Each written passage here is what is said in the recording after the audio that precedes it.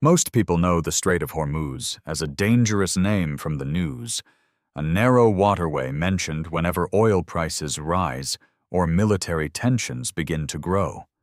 But that is only the surface. Because Hormuz is not just a choke point on a map. It is a place where giant tankers pass between mineral-colored islands, where mangrove forests survive in salt water, where old wooden boats still carry the memory of the sea, and where entire communities have learned to live under heat, pressure, and uncertainty. This is not just the story of a strategic passage. This is the story of one of the most important and misunderstood places on Earth. Most people know the Strait of Hormuz only as a dangerous name on the news, a narrow passage mentioned whenever oil prices rise, military tension grows, or the language of crisis returns to the screen. But this waterway is far more than a headline, because this is the only sea gate connecting the Persian Gulf to the Gulf of Oman and the Arabian Sea, a passage whose importance stretches far beyond the region itself. Every day, enormous tankers move through this narrow corridor carrying the fuel that powers distant cities, industries, airports, and entire economies, turning Hormuz into one of the most important maritime choke points on Earth.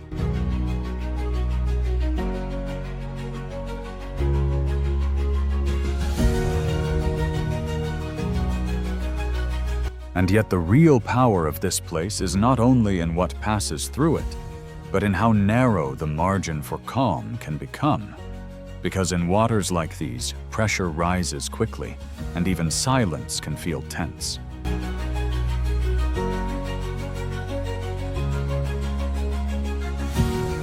But beyond the tankers and the headlines, another Hormuz begins to appear. A place of fierce beauty, mineral-colored land, ancient memory, and communities that have learned to survive where heat, salt, and scarcity shape everything.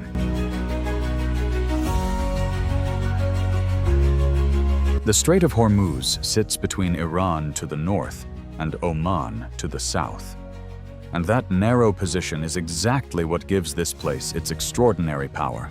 Because once a passage becomes the only sea exit from one of the most energy-rich regions on Earth, it stops being just a route on the map and becomes a gate the entire world depends on.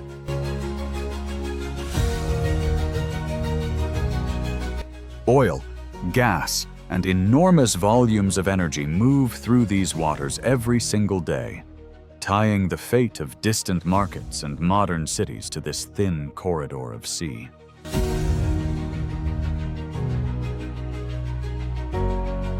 That is why Hormuz feels different from the open ocean. Because here, movement is compressed, attention is heightened, and even routine shipping begins to carry the tension of something much larger.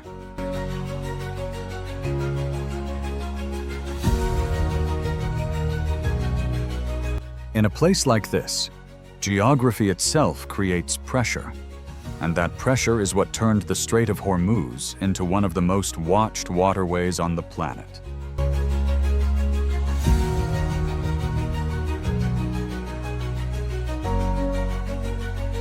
But Hormuz was never important only because of modern oil. Long before tankers and energy markets, this region already mattered because it stood at the meeting point of powerful sea routes. For centuries, merchants, sailors, and empires understood the same truth, that whoever influenced this gateway could influence the movement of wealth across the Gulf and beyond.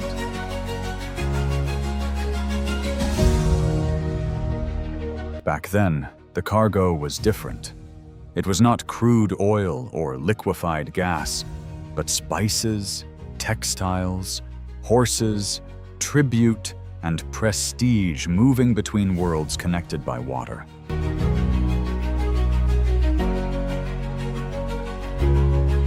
The ships changed, the empires changed, and the language of power changed, But the strategic value of Hormuz never disappeared, because geography outlived every political age that tried to control it.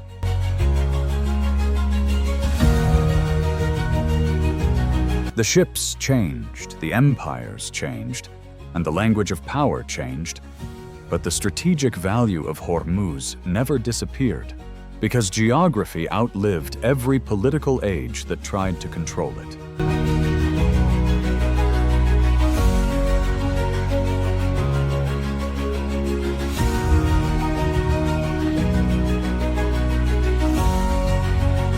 That is why Hormuz still feels older than the headlines around it. As if beneath every modern crisis, there is a much deeper memory still moving quietly through the water.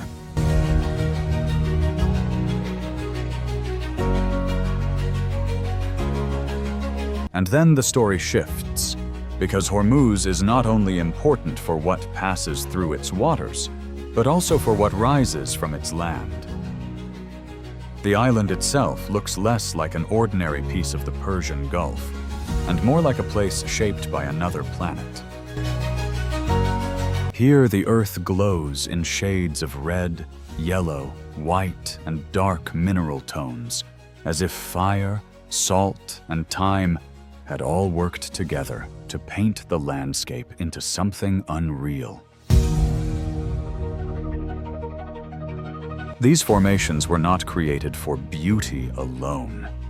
They are the result of ancient geological pressure, of salt domes pushing upward, of minerals exposed beneath a harsh sun, and of a land that has been shaped over immense stretches of time.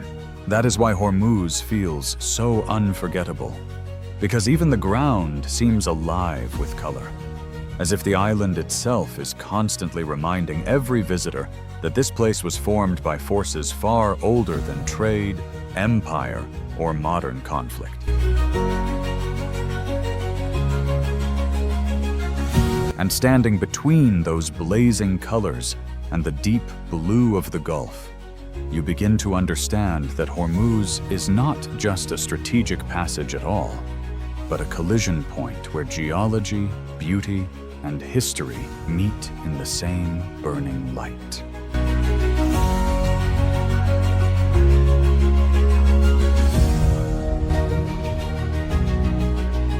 If Hormuz Island feels like a surreal face of the strait, then Keshem feels like its working body.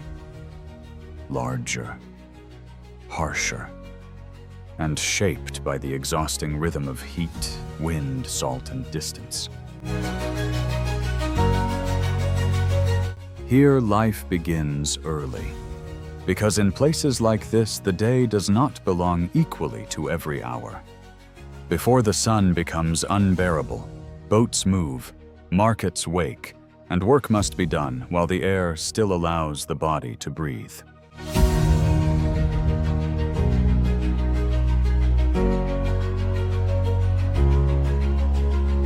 By midday, the island seems to surrender to the heat, and even the streets begin to feel as if they are holding their breath, because in the Gulf, survival has never meant fighting the climate directly, but learning how to move around its power.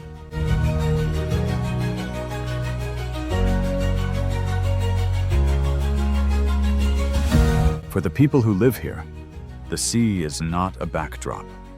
It is labor, timing, judgment, and inheritance, a working surface that feeds families while also demanding constant respect.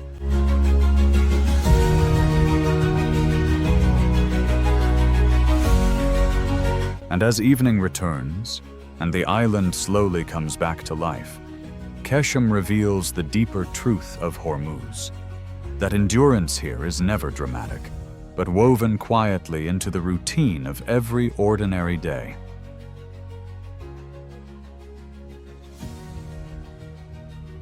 But the Strait of Hormuz is not only a world of tankers, heat, and bare rock, because hidden beside these pressured waters is another kind of life, quieter, greener, and far more fragile than most people imagine.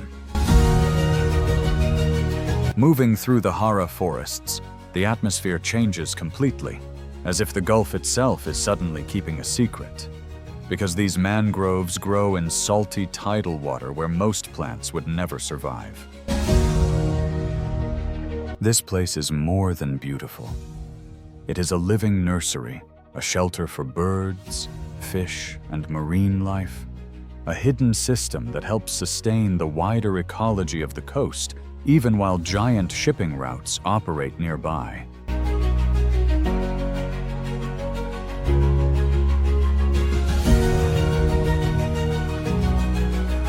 What makes the Hara world so extraordinary is its precision, because every route, every channel, and every movement of the tide is part of a balance that took time to form and can be damaged far more quickly than it can be restored. And that is one of the deepest contradictions of Hormuz, that beside one of the most strategically watched waterways on Earth, some of the most important life survives in silence, depending not on headlines, but on balance.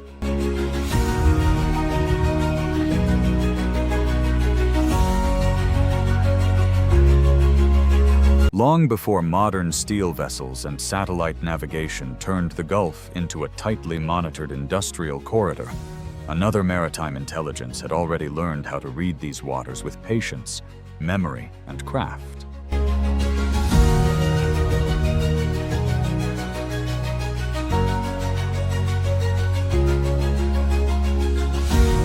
The traditional lenge was not just a boat. It was the result of generations of practical knowledge, shaped by men who understood wood, currents, seasonal winds, and open water not through diagrams, but through repetition and inherited skill.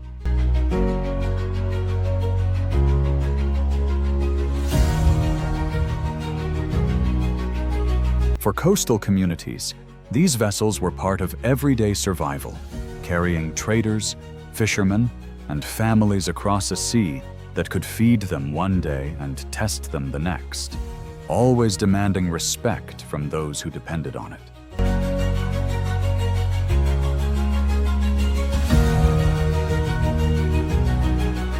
What makes these boats so powerful as symbols of Hormuz is that they belong to a much older world, a world in which movement across water relied not on engines and systems alone, but on human judgment refined over centuries.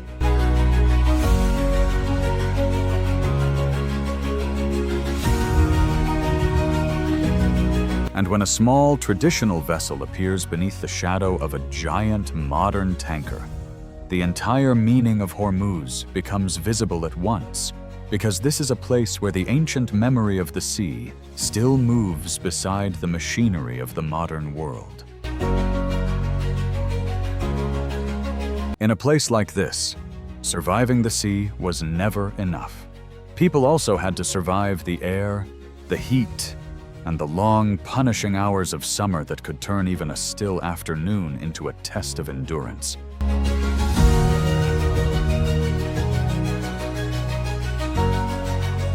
That is why older coastal settlements did not build carelessly. Every wall, every opening, every shaded passage was part of a logic shaped by climate. Because in the Gulf, architecture was never just about beauty. It was about staying alive.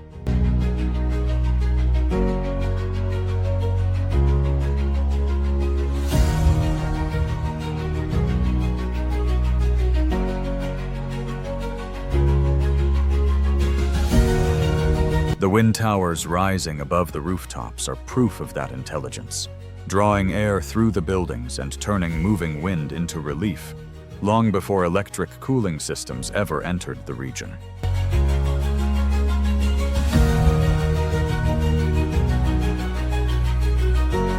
Inside these spaces, the mood changes completely.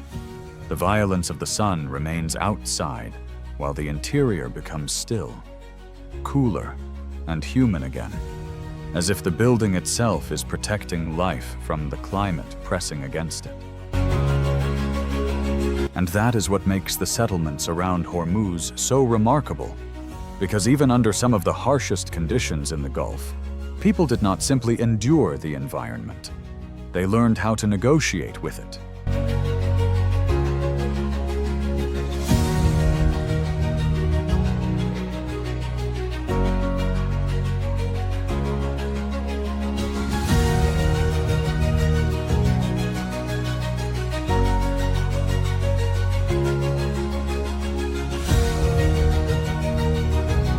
And perhaps the deepest truth about Hormuz is that it no longer feels like a distant exception on the edge of the world, because the pressures that define this place, heat, fragility, dependence, and uncertainty, are now beginning to shape the wider century itself.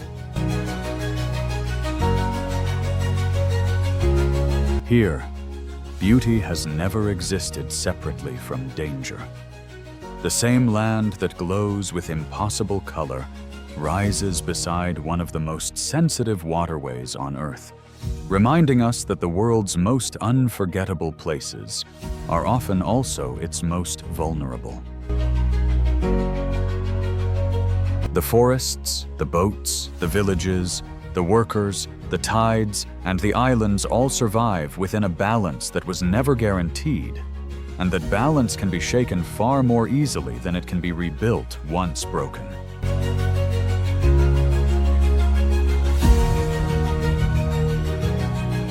That is why Hormuz matters far beyond oil, because it reveals what modern civilization rarely likes to admit, that vast systems can depend on narrow passages, and that global stability can rest on places that seem too small, too hot, and too fragile to carry such enormous weight.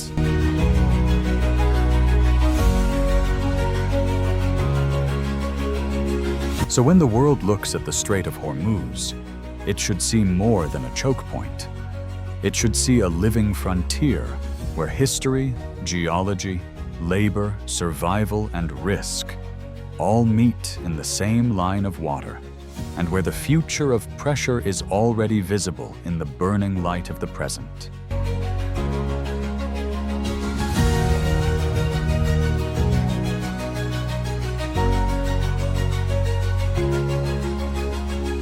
The Strait of Hormuz is far more than a route for oil. It is a living frontier where geology, history, labor, ecology, and survival all meet in the same narrow space. It is a place where giant global systems depend on small, fragile realities, where beauty rises beside danger, and where the future of pressure is already visible in the burning light of the present.